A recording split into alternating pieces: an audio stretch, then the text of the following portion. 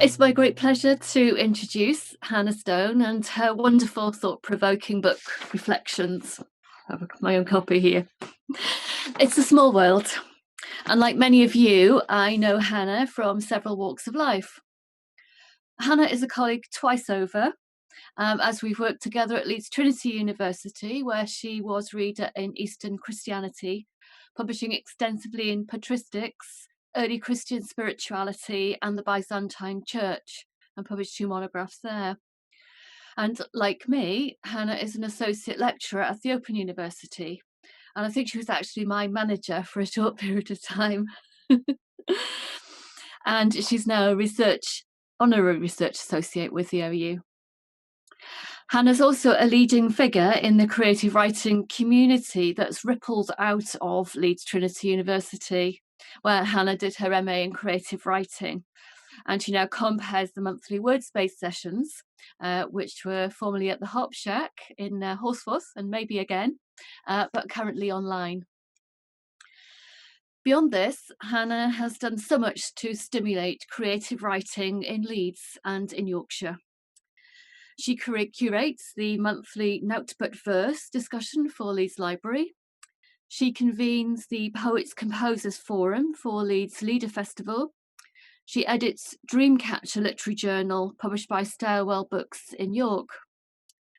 She's also edited several volumes of creative writing, responding to the centenary of the Women's Engineering Society, with the title Electrifying Women. And she also participates in many other poetry workshops and spoken events besides.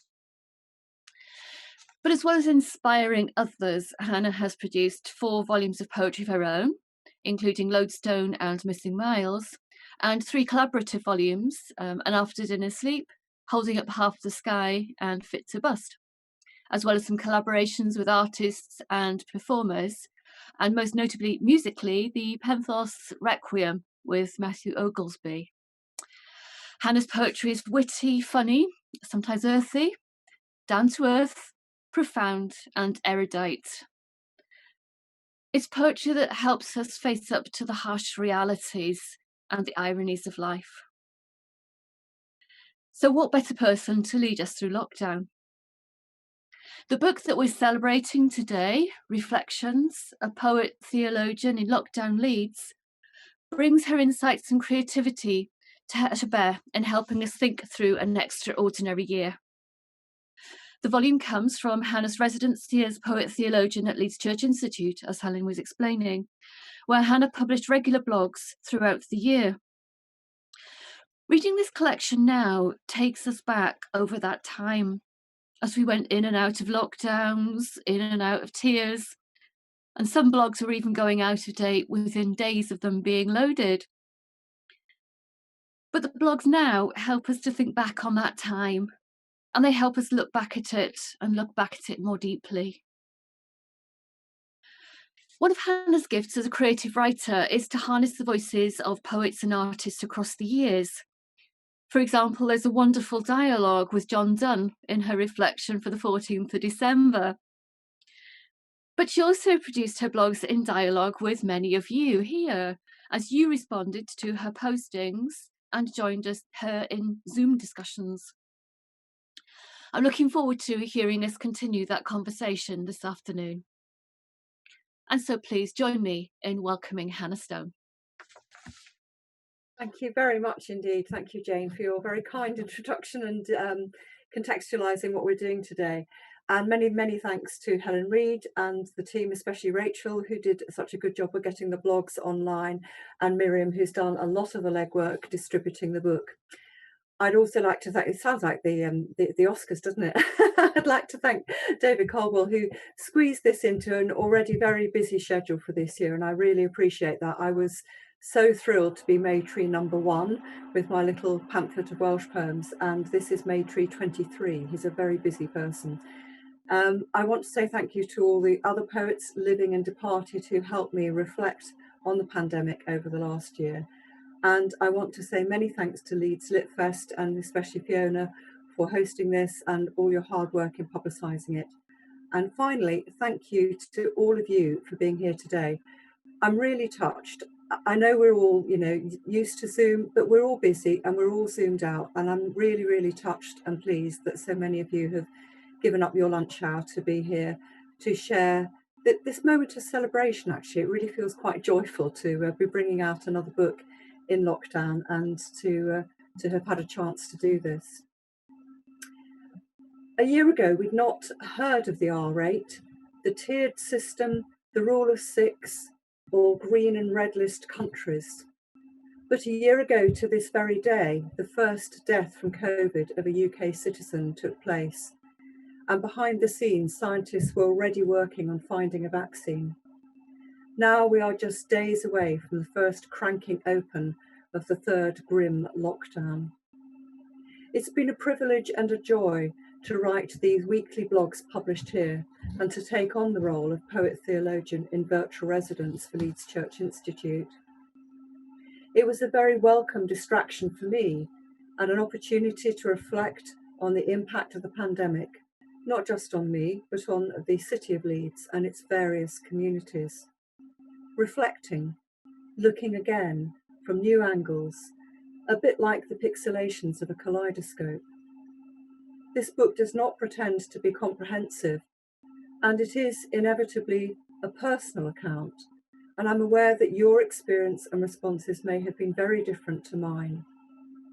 But I aimed to capture moments of time, to reach out, to foster a sense of community, and to provide some spiritual and artistic nourishment. Just as the British spring can seem 2 steps forward and 1 step back, with those sneaky frosty nights following golden sunny days, so our emergence from lockdown may falter and stumble a little. Nothing much is certain except the flowers will bloom, trees will come into leaf, and the days will get longer.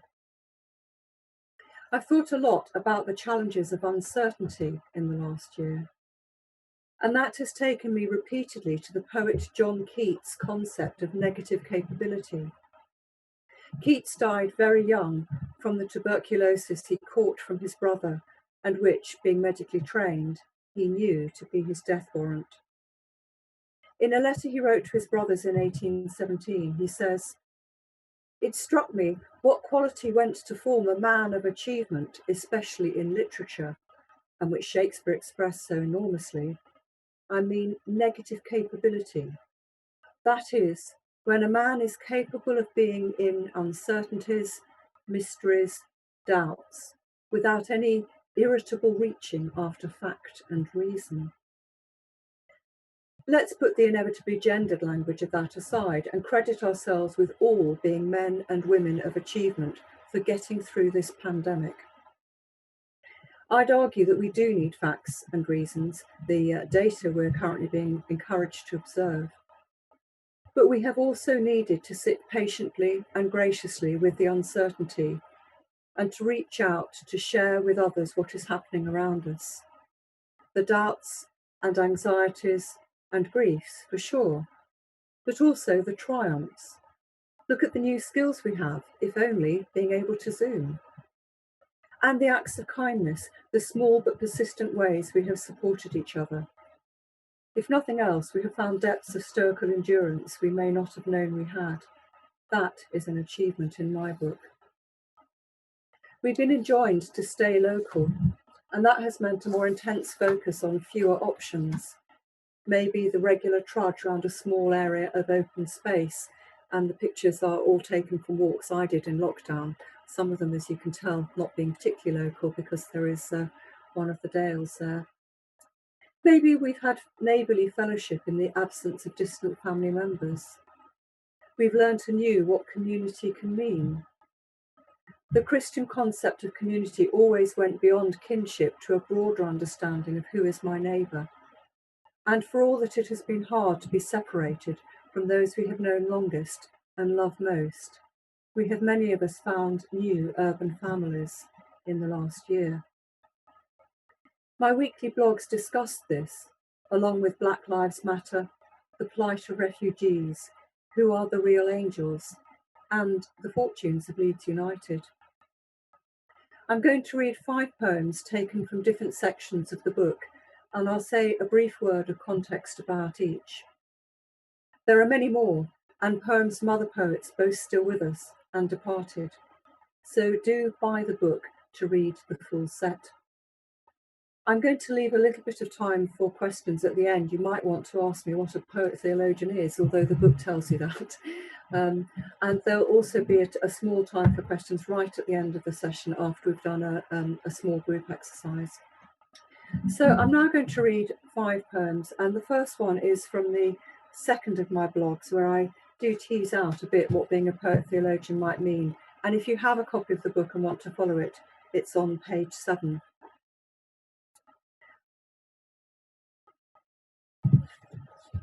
This comes from a series of prose poems I wrote about the pandemic, many of which have been published elsewhere, but this one is published for the first time here.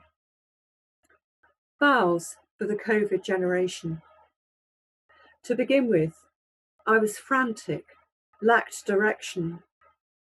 The more the jesses of physical stasis tightened, the more my mind tugged and surged.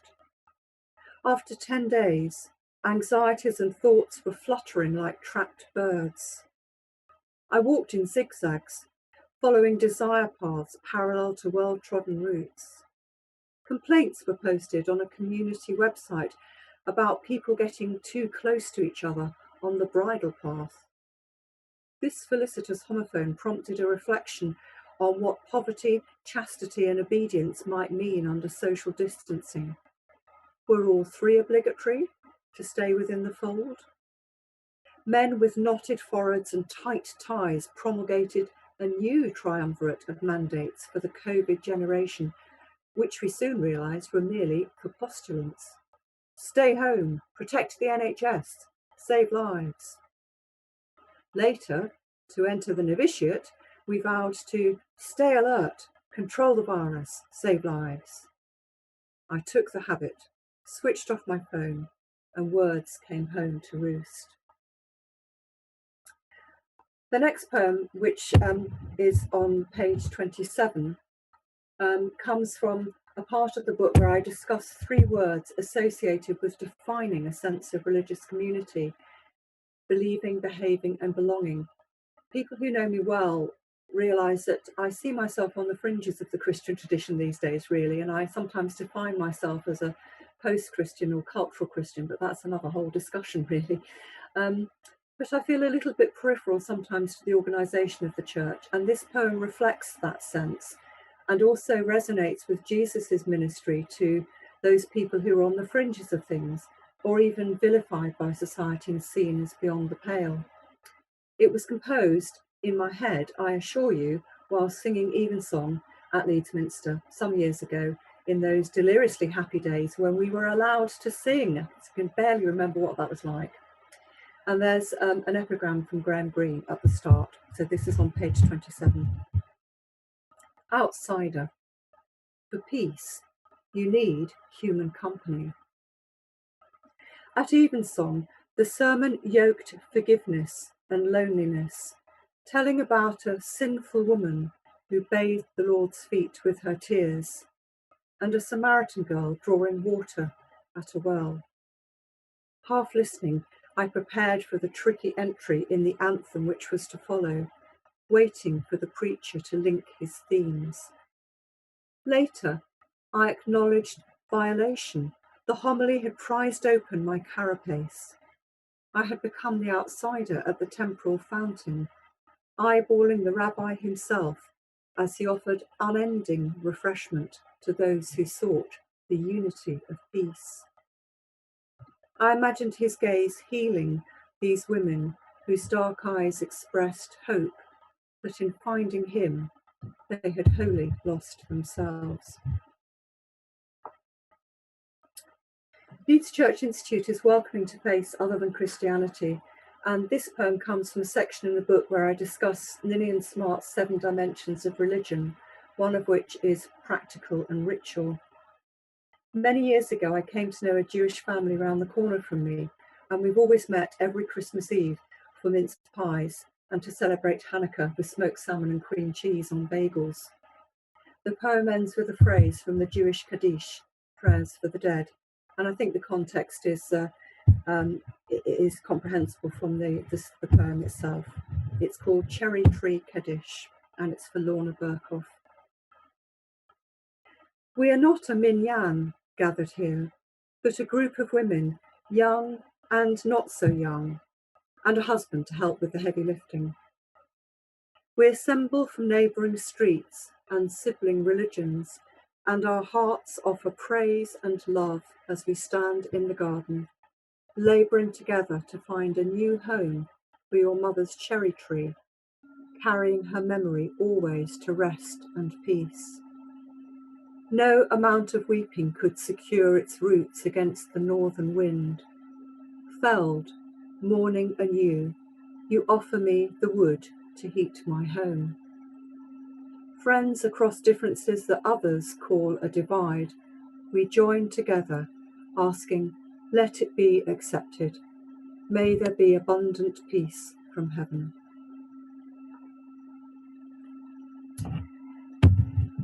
This last year has seen very dark days for many people, the bereaved, the isolated, the frustration of shielding, financial ruin for some people, alongside the challenges of working from home whilst homeschooling, and so on and so on. Everybody has their own struggles, I think, with the lockdown particularly. And there's been real concern about people's mental health. And this poem, which I wrote some time ago, and it's on page 39, uses Churchill's phrase for his depression. He used to talk about the black dog that would visit him. And it describes the emergence from a long depression of a friend of mine. Back, minus black dog. You were gone so long, we began to question whether you had bought a return ticket. The arrivals board showed delays, fingers crossed for no cancellations. With phones in flight mode, there would be no updates about arrival time. Each time the doors slid open, we scanned for a familiar face. A trickle, then a flood of passengers emerged, some with longer beards, shorter hair, lost or gained pounds, which challenged recognition. Then you're there. Not sure if there is a welcome board with your name on, or if you need to join the taxi queue, and wondering if you're wearing the right clothes for the season this side of the glass.